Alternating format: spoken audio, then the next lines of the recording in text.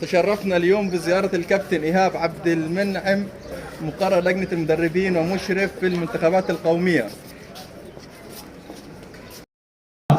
بباطن القدم شمال يمين بس مع الصيحة.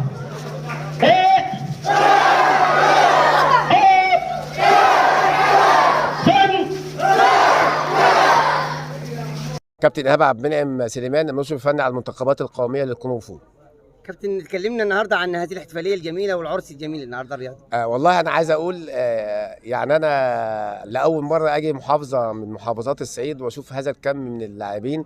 انا كنت معتقد ان نجع حمادي المستوى فيها اقل من المتوسط، فوجئت بكم اللعيبه وبالذات بالاخص البنات، وكان يقال ان البنات في الصعيد لا تمارس الرياضه او ممارستها الرياضه ضعيفه شويه، لكن فوجئت ان المستوى بتاع البنات مستوى كويس فعلا.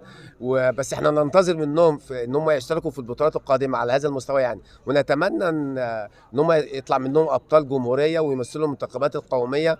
اعتقد في 2001 كان في لاعب اسمه عادي كان بيلعب وزن 80 كيلو، كان من هنا وكان شارك مع المنتخب الوطني في بطوله ارمينيا في 2001 وكان جاب ميداليه ذهبيه. فنتمنى يطلع كذا لاعب من هنا من تحت ايد الكابتن اسامه، وعلى الوضع اللي انا شايفه ده ممكن يطلع عادل واثنين وثلاثه واربعه كمان. كيف ترى اليوم مدرسه كابتن اسامه فوزي مستقبل رياضه الكونغ فو في مدينه نجع حمادي او الصعيد عموما؟ انا فوجئت ان نجع حمادي بقت امبراطوريه يعني. انا اعتقد ان نجع حمادي يعني تبقى محافظه، يعني ما تبقاش تبع لمحافظه هنا، ولو بقت محافظه لوحدها اعتقد ان نجع حمادي هتبقى تنافس بقيه المحافظات لو استمر على الوضع اللي هم فيه ده، لان الالتزام مع المدرب بيخلق بطل، عدم الالتزام لا يخلق بطل. وانا فوجئت ان هنا في التزام سواء بقى من المدربين اللي هم بيمثلون الكابتن اسامه لانهم كلهم ابنائه، والمدربين تقريبا كلها مدرسه ماشيه بنمط واحد وسلوك واحد وسلوك المبادئ اللي هي بتربي الاجيال ان بعد كده نطلع جيل متربي، لان هي اسمها تربيه رياضيه. نعم. بقول طبعا بشكر اخواتي المدربين، المدرسه ديت انا فرد فيها، المجهود كله بيرجع بعد توفيق ربنا سبحانه وتعالى لاخواتي المدربين اللي وقفوا معايا وبيدربوا بكل امانه وصدق، والمدربين الفتيات اللي بداوا فعلا ينافسوا ويكسروا قواعد زي ما قال كابتن ايهاب،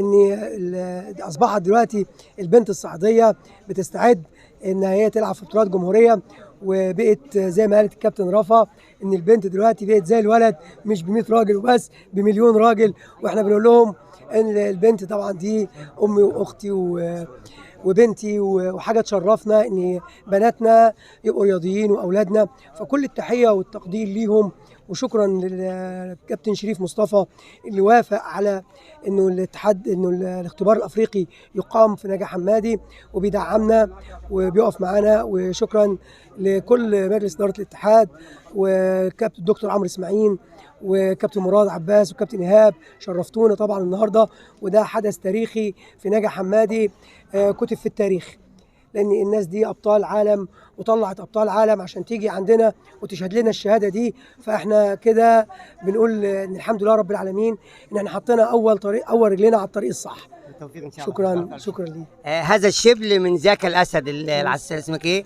يوسف. يوسف مين؟ أسامة. يوسف، دخلت اللعبه دي ازاي؟ حبيتها ازاي؟ حبيتها على انها هي فوقتها الرياضه. ايوه. الرياضه دي بتخلي الانسان مقاتل. عايز تبقى مقاتل. عايز توصل على بطولات بس. يبقى عنده صحه بدنيه. مقاتل زي مين؟ زي كل المقاتلين اللي مين مثلا؟ مين المثلك الاعلى؟ بروسلي. كابتن بابا بروسلي. بابا مين بابا ده؟ عايزين نعرفه مين بابا. كابتن اسامه. كابتن اسامه، تحيه كبيره كابتن اسامه معانا، وان شاء الله نشوف بطل من الابطال ونكمل مسيره مع بابا ان شاء الله. انا واقفه من مكان النهارده، حابه اشكر ابويا واخويا واستاذ الفاضل والاب الروحي اللي شرف للجمهوريه ان يكون في مدرب زيه في جمهوريه مصر العربيه، الكابتن الخلوق صاحب الاخلاق الفاضله اللي ليه جميل على كل واحد فينا، الكابتن اسامه فوزي، المثل الاعلى ومثل لكل شباب نجع حمادي ولكل فتيات نجع حمادي. وبوصل شكر من هنا لرئيس الاتحاد على اللجنه الجميله دي، وبشكر اخواتي المدربين كابتن بلال والكابتن محمود بخيت والكابتن حلمي وكل اخواتي الموجودين في مدرسه الكابتن اسامه، الف تحيه وشكر ليهم، لان هم قبل ما بيعاملونا على اساس ان احنا لعيبه، احنا بنتعامل على اساس ان احنا اخوات. الكابتن اسامه خلانا عنوان لمحافظه قنا، خلانا عنوان لبطوله الجمهوريه. احنا الكابتن اسامه علمنا معنى الاخلاق الطيبه، علمنا معنى ان البنت لا تعيقها عادات وتقاليد الصعيد. انا بتكلم بثقه ومش خايفه من حاجه، والفضل كله يرجع لربنا سبحانه وتعالى، وبرضه للكابتن اسامه، لانه هو اب بيعاملنا على اساس ان هو اب. فكنت الفت قصيده قبل كده فيه، ويمكن حضراتكم كلكم سمعتوها، فانا حابه ان انا اقولها له تاني. قصيدتي بعنوان رمز الوفا. ما اعرفش ليه الزمن فرق ما بين اتنين، والهجر كان التمن وشتت الاخين، كان السبب فتنه مزروعه من شيطان نفخ في نار الغضب وكسر الجدران، لكن الكابتن اسامه هو الامل، بالحب عاد تاني والود زاد واكتمل من فضل رباني. يا كابتن اسامه يا رمز الوفا، عذرك معاك يا خال، كل اللي بينا صفا هيعيش مدى الاجيال، الصوره تشهد لينا بالحب والاخلاص، احنا اصحاب كم سنه وسيبك من الهجاص.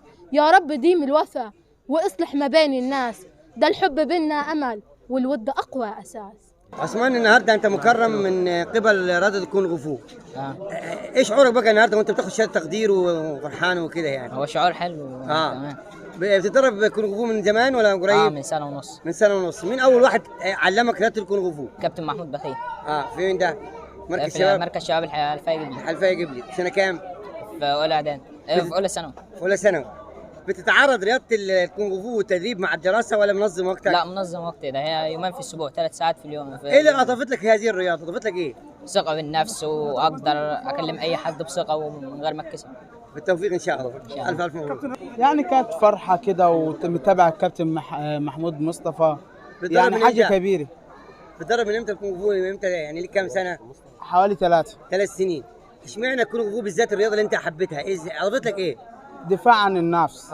ما خافش. ايوه بس اداك ثقه في النفس. مين اول واحد علمك رياضه الكونغ فو؟ كابتن مصطفى. اولا مصطفى محمود، مدرب اتحاد لشو كونغ فو.